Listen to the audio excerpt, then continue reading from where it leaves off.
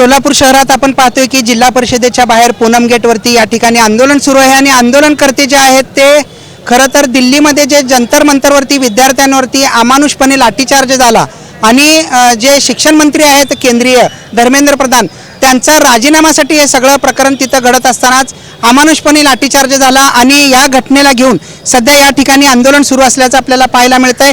आझाद समाज पार्टी सोलापूर शहर यांच्याकडून हे आंदोलन पुकारण्यात आलेलं आहे आणि हे आंदोलन जे आहे ते शांततेत चालू आहे। आपल्यासोबत आंदोलनकर्ते अजय मैंदर्गीकर आहेत, त्यांच्याकडून जाणून घ्या नेमकं त्यांच्या हातात आपण पाहतोय की डॉक्टर बाबासाहेब आंबेडकरांनी आपल्याला जो संविधान दिलंय, जो अधिकार दिलाय, आज जे आम्ही बोलतोय तो त्यांचाच अधिकार आहे, त्यामुळे आम्ही बोलू शकतो, तो संविधान त्यांच्या हातात आहे। त्यांच्याकडून जाणून घ्या नेमकं त्यांचं आंदोलन कशासाठी आहे आणि त्यांची काय नेमकी मागणी आहे।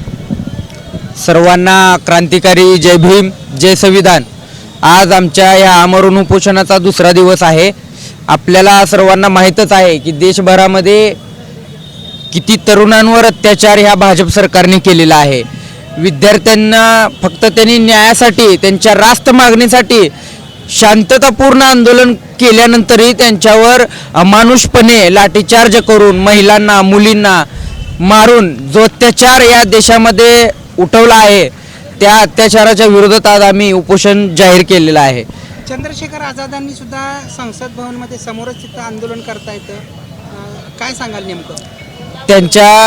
त्या आंदोलनाला समर्थन म्हणूनच आम्ही या ठिकाणी बसलो आहोत हातामध्ये भारताचं संविधान घेऊन। कारण भारतीय संविधानाने जे अधिकार दिलेत या देशातील प्रत्येक नागरिकाला, ते अधिकार संपले नाही पाहिजेत।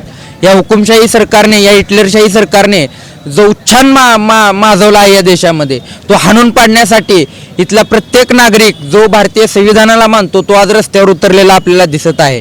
तरी मी देशातील सर्वच नागरिकांना विनंती करतो की हुकुमशाही, हिटलरशाही सरकारच्या विरोधात आपण सर्वांनी एकत्र येऊन एक लढा उभा करू, याहीपेक्षा तीव्र।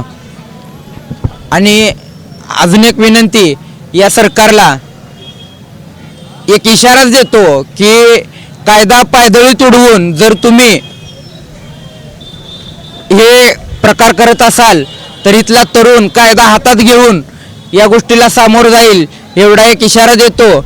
आणि पुन्हा एकदा आव्हान करतो देशातील तरुणांना की लवकरात लवकर जागे व्हा आणि या अन्यायकारी सरकारच्या विरोधात बंड पुकारा। जय भीम जय शिवराय जय संविधान। तर हे होते अजय मैंदर्गीकर। त्यांचं असं म्हणणं आहे की सध्या दिल्लीत जे काही घटना घडत आहेत अमानुषपणे, महिला, मुली असो किंवा पुरुष व विद्यार्थी असो यांच्यावरती जे अमानुष हल्ले होत आहेत ते हुकुमशाहीच्या कडे वाटचाल जाण्याचा एक प्रकारच मानलं जात आहे आणि लोकशाही या देशातली संपुष्टात येत आहे का, असाही प्रश्न या ठिकाणी त्यांच्या मार्फत उपस्थित केला जात आहे। जहूर सय्यदसह मी इम्रान सगरी, लोकप्रधान न्यूज, सोलापूर। हे आहे दक्षिण सोलापूर तालुक्यातील वळसंग। इतिहासाची समृद्ध परंपरा आणि उज्ज्वल भविष्याची नवी दिशा, प्रगतशील आणि वेगाने विकसित होणारे गाव वळसंग। कुरनूर धरणाच्या सानिध्यात निसर्गरम्य वातावरणात वसलेले वळसंग सोलापूर पासून फक्त 12 ते 15 मिनिटे, अक्कलकोट पासून फक्त 12 ते 15 मिनिटे आणि रेनगर पासून केवळ 7 ते 8 मिनिटे अंतरावर सोलापूर अक्कलकोट महामार्गावरील उड्डाणपूल आणि वेगवान महामार्गाच्या थेट संपर्कात असलेले वळसंग। महामार्गावरून थेट वळसंगला सोलापूर अक्कलकोट गुलबर्गा महामार्ग, मोहोळ मंद्रुप वळसंग रिंग रूट, मुंबई पुणे हैदराबाद महामार्ग आणि सुरत चेन्नई ग्रीनफील्ड एक्सप्रेस अशा एकापेक्षा जास्त महामार्गाने वेढलेले गाव म्हणजे आपलं वळसंग। वळसंग हे आता महाराष्ट्राच्या नकाशावर नव्या विकासाचे केंद्र बनले आहे। वळसंग मध्ये आहेत प्रसिद्ध मंदिरे, सोलार हब, टोलनाका, जवळच आहे कुरनूर धरणाचे ताजे पाणी आणि निसर्ग सौंदर्य आणि विविध ठिकाणी आकर्षक हॉटेल्स व ढाबे सुद्धा।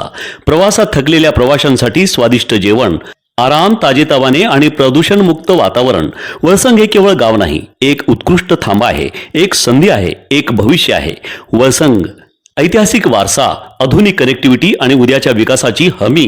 सोलापूर जिल्ह्याचा अभिमान आणि महाराष्ट्राचा गौरव वळसंग।